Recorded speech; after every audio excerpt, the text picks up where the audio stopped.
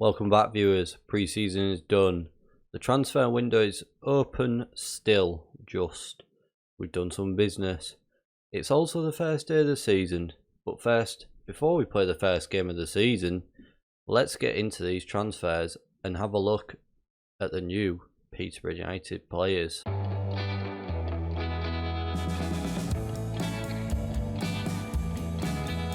First up, Loic Mayute. £450 a week. He's coming in on a free transfer from Monaco. Currently 2-star ability with potential to 3.5 to maybe even 4.5. I think for a 19-year-old, he's a good prospect, especially with that potential ability. Even if he gets up to sort of 3.5, 4, that'd be excellent. So I think there's definitely a player in there. Very excited to see his development. Might have to look at loaning him out in January, maybe just see how he progresses, really. But welcome Loic. Next up, welcome our new captain, Danny Bath. 1,700 a week, fairly cheap. He's coming on a free transfer. He's 31 years old and he's 3-star ability at the moment and he's at his peak. But I think to just get that experience in, he's previously been at this level with Stoke for the last few years, he's had many years with Wolves at this level as well. I think for the experience he brings at this level, it's vital to this team. Still got good jumping reach, good strength, great heading, decent marking, decent tackling, position is good. He's a very brave and aggressive player. Composure could be a little bit better and anticipation, but we can't have it all. But he's a relatively cheap weekly wage, so for a free transfer, it makes complete sense to me. Next up, welcome Jaden Stockley, coming from Preston on a free transfer, currently 3-star, again probably playing close to his potential at 28 years of age. He's in on a little bit more money than what I would have liked to have spent on sort of a second striker at 3,800 a week, but got good finishing, good composure, great heading at 16, off the ball he's good, it's good teamwork. Good strength, again, good balance and jumping reach. To me, he's quite the all-round player. He is a target man, so we might have to change the tactic a little bit, but I'm sure he can come in and make a decent contribution to his squad. He's got a 2-year deal as well, so that'll take him up to 30. I think he's got some good times in the Peterborough shirt ahead of him, hopefully. Formerly at Preston and Exeter, he scored 86 goals in his career. Let's hope he can add to that tally here at Peterborough. Welcome, Jaden. Next up, welcome on loan from our new senior affiliate, Manchester City, Slobodan Tedic, 22 years of age, costing us absolutely nothing in wages. Again, I think he's a very exciting prospect. Great natural fitness of 19. Good jumping reach as well with 16, good finishing, good composure. Again, I think he'll have quite a positive impact on this squad. Currently 3.5-star ability, potential 4.5-star. If we can get some goals out of him, I'll be very pleased. Like I say, he'll certainly be pushing Tony for a starting place, so I think he's got an exciting season ahead of him. Welcome Slobodan.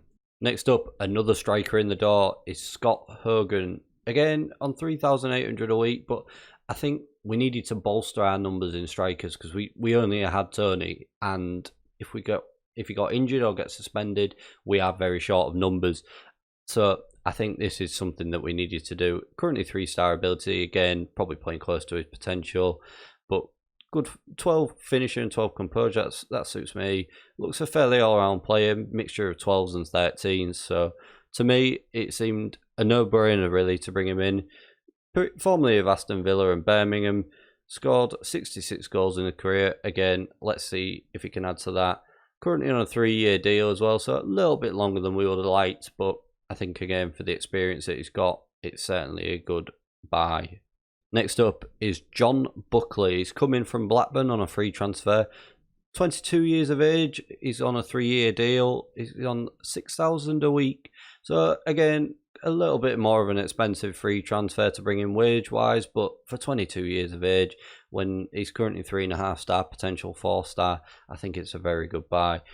Well, he's got a good first touch, good work rate, he's off the ball, he's excellent, decent passing. I think he'll do the job for us. Again, it was an area we're a bit short on numbers, a bit lacking in quality, and for a young player, I think it was worth the punt. So welcome, John. Next up, welcome another loanee from Manchester City, Finley Burns. Centre-back, 19 years of age, currently 4-star ability, potential 5-star. I think he's got an exciting career ahead of him to say he's like this at 19 years of age. Good heading at 15, excellent tackling and position at 16 apiece. Pace, I would like to see him maybe a little bit better, but he is at 13, so we would expect that to see go. Bravery and composure, I would like to see that, and concentration. A little bit on the low side, but for a 19-year-old, I think he's going to do a good job in this defence. Again, an area last season where we're probably lacking in depth again and numbers-wise, so a free loan from Manchester City seemed like a no-brainer of a deal to me. Welcome, Finley. And last, but certainly no means least, welcome Marcus Bettinelli. As we said in the squad review, we were looking at goalkeeper. I saw Marcus was available on a free, and it was an absolute no-brainer. 7,250 a week. It is a big chunk of the wage budget, but for someone of the 4-star ability and the stats that he brings to this team is unbelievable. When you think it's 2.5-star, 30 years of age, it's a very good age on a 3-year deal. I mean, his aerial 16. Other than that, he's very well rounded. Jumping 16. I just, when I saw him, I just thought we need him. So he was our top priority this summer. He turned down moves to America to come to Peterborough. Who knows why? But here he is. Welcome, Marcus. And we brought in also Niall Kirk and Tristan Cover, who are under 23 players. The head of youth has sorted those deals out. Outgoings. As you can see, the big one straight away. Yesterday, Louis Reed left us for Sunderland. I was disappointed with this. He did have a minimum fee release clause for a team in the higher division of 3.9 million, so Sunderland offered that and they've got their man. Very disappointed to lose Louis. It does leave us looking for another defensive midfielder, scraping around in the final few days of the window. If we can find someone, we'll have to wait and see. I'm hoping we can from somewhere. Issa's gone out on loan to Charlton, 5,000 a month. They're paying all his wages. Again, he didn't fit in the team, and to have all his wages paid and get some money out of him seemed a good deal to me. Charlton are in the division below. Bobby Coppin gone out on loan to Grimsby just to get him some game time. We'll wait and see how he develops. Tasdemir, he's gone out on loan to Southend. Again, team in the division below or lower divisions. He'll get some game time that is needed and see how he develops. Fosu, he was someone that we were looking at loan out, but I was looking at him and thought, he's not going to make the grade, even if we loaned him out. So York came in with an offer of 14,500 and we just let him go. Again, seemed like it was money that were, not that we needed it, but it was better than letting him go on a free.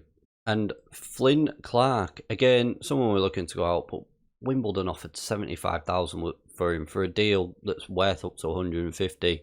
Again, I looked at him much like Fosu, realised he wasn't going to make the grade. When 75,000 is offered for a player that you don't think is going to make the grade, you take it. And Niall Kirk has gone out on loan to our feeder team, Braintree, to get some first team experience. Financial wise, we're looking quite healthy in this balance due to Reed sales, so we've got a balance of just under £5 million, which is excellent. I mean, it's better than what we were doing last season when we had a shortfall. Wages were about 28,000 under due to Reed's departure and a few of the high earning departures and some players that we wanted to bring in. Unfortunately, we couldn't agree deals with. Transfer budget has gone up to 157,000. We've had to sort of adjust a little bit to bring in those free transfers to make sure their agent fees and signing on fees are paid. But like I say, I think the way the balance is at the moment, keep it in the black, then we'll find this season. Although projection wise, we are still predicted to make a loss, but only of £6,000. If we have a cut run, we can easily turn that around. Just as I also forgot to mention, we got 2 of the loan players back with Jules and Swanson. Tried to get Thompson back, but unfortunately he wanted to leave on a permanent transfer, and his parent club Brentford wanted £11 million for him, which we were never going to afford, and probably can't afford unless we get promoted, which we'll have to wait and see if we ever do that. And Shabala, he got released by Chelsea. Looked at bringing him on free transfer and he wasn't interested whatsoever. And here we are then. The team for today is Bettinelli in goal with Jules at left back, Beavers and Burns in the centre, Thompson at right back, Buckley and Cook in the defensive midfield. The attacking midfield of Dembele on left, Taylor in the centre and Maddison on right, with Tony leading the line. Swanson is suspended after his red card in the playoffs last season, so we hope to see him back very, very soon. First game away at Huddersfield. Let's get into this. Just before we do get into this, as you can see, we are predicted 20th position in the media at the moment, 48 to 1 to win the league.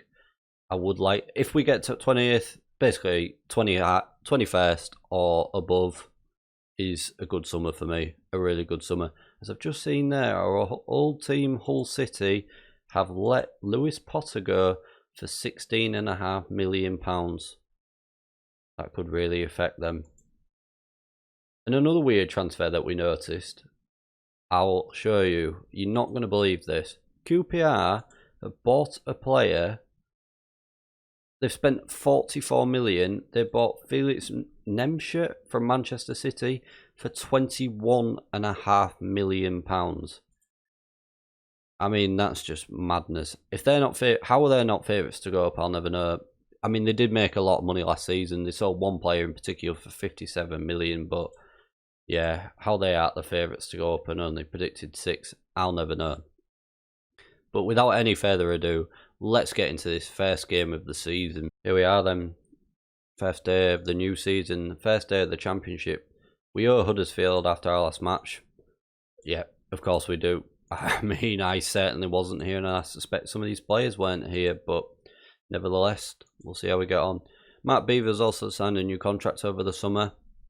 He's on an extra £600 a week, so he's on 4,600 a week. But here we are, the first highlight of the season goes to Huddersfield. It's a long ball over the top, and Kachunga gets on it, and they've hit the post after 2 minutes. Let's hope that isn't an indication of how this game's going to go all this season. Otherwise, we could be in for a long 90 minutes and season here. As Taylor breaks forward, long ball for Tony over the top. Can he get a goal? Oh, he's just hit it wide. That's a good bit of opening play there by us. As Huddersfield come down this right-hand side, they get the ball in. That was a good bit of play. Brown was unmarked here on this left. That is quite worrying. All the space he had to get that ball in and then to receive it back. But that is a rude. I mean, all that space there. There was 3 defenders there, and not one of them picked him up. And we are 1-0 down after 8 minutes. Could be a long season. Could be a long, long season. We've had 63%. Well, it's gone down to 57 now. But oh my word. I am nervous. As Huddersfield make it 2-0. 20 minutes in. The 2-0 up. I mean, we've had a tough start to this season with our game against Huddersfield. The defenders completely missed it there, Thompson. And that's really, really cost us. I think we're going to be in for a long game here as Huddersfield have another attack. But Dembele wins it on the left. He brings it forward. He's had a go and it's gone absolutely hopelessly wide. Maddison looking frustrated as well, which isn't good for one of our most creative players. Another issue that we faced regarding budgets and wage budgets was, as we go 3-0 down, a lot of the squad had 40% wage increases, so that meant near enough all the squad had a lot more, higher wages going into this season, which really, really affected our recruitment in the early start of the window. So, for example, Maddison and Tony are both on about 9,000 a week now, which is a lot. But, like I say, it's not really proved that good anyway today as we're 3-0 down and it's not even half time yet. As we've got another highlight there, Thompson on this right-hand side. What can he do? Madison into Cook. We just can't find the ball. I mean, there's a lot of new faces here, but you would hope after pre-season we'd be able to, as Tony gets it in, that they'd be able to see the players. I forgot to show you pre-season, actually. I think we only lost one game. We played some quite easy games, went up to Scotland. But, yeah, we've had a decent pre-season. Dembele with a good ball in there. I mean, it was a poor defensive mistake, but well done to Tony for pouncing to make it 3-1. It's not even 40 minutes to gone. Everyone loves the Championship. Everyone loves this league. With Huddersfield now having another corner just before the break, and it's 4-1. Whatever Huddersfield seem to put on target goes in. Wow. I think we are missing Swanson today as well. I think that's really apparent. But what's Bettinelli doing there? He's completely flattered it. I mean, 4-1 down, and it's only half time. And we've been pretty even stats-wise as well. I know they've had 8 shots on target and we've had 4, but other than that, we are fairly even. It just feels like it's one of those games where whatever Huddersfield do will turn into a goal, and that could really affect us. The thing is as well, it's damage limitation now, isn't it? All about trying to retain some confidence in the squad and not let it affect them too much. There's Jules on this left-hand side, into Buckley. Jules again, back to Buckley, just playing it between themselves, trying to unpick the Huddersfield defence. Thompson on the right. Thought he lost it a bit too easy. Dembele with a good strike, but it's a good save by Schofield in the Huddersfield goal. As we'll be going second bottom, only Hull will be bottom. I suspect that's because we've scored a goal and they haven't. I think we'll look at making a change. It's like I say, I mean, it's been a poor game all round, so it's more of a who do we bring off? We'll bring Burns off. He's having a 6.3. Dembele, I mean, Hogan, he's looking a bit fitter out of the two between him and Stockley. So we'll make the double substitution now. We'll try and get a bit of passion out of the boys as well. They look fired up. I mean, like I said, 0-0 in this second half. I suppose that's a bonus. Maybe Huddersfield took their foot off the gas a little bit as we're going third bottom now. But there's another Huddersfield highlight here. Could this be 5? Is it going to be 5? It's, oh, they've just put it round the post. I was worried that was going to be 5, but thankfully not. 3 minutes of this game to go, and we've got another attack. Thompson on this right, just can't get the ball in. Hogan can't get the second ball in, unfortunately. It's cleared away. Their right back, wing back on the right, has got a 9.3. Wow. What a rude awakening to the Championship that was. 4-1. I mean, like I say, the only confidence builder there is we drew the second half 0-0. As what's this screen I've gone to? How do I get back? Team talk. I've gone to the analysis. I've never done that before by mistake. Anyway, team talk's gone well, which is good. We've got Newport County in the cup next game. Let's have a look at the fixtures and decide where we're coming back from or for. We've got a busy August because we've started on the 23rd of July to accommodate for the Winter World Cup. I think what we'll do is we'll play some games offline and we'll come back for this Swansea and Crystal. Yeah, we'll come back for the Swansea and Crystal Palace double. We'll play that. Crystal Palace, a newly relegated team, and we'll see how we get on. If you have enjoyed what you've seen today, please don't forget to like, share and subscribe, and I'll see you again for more next time.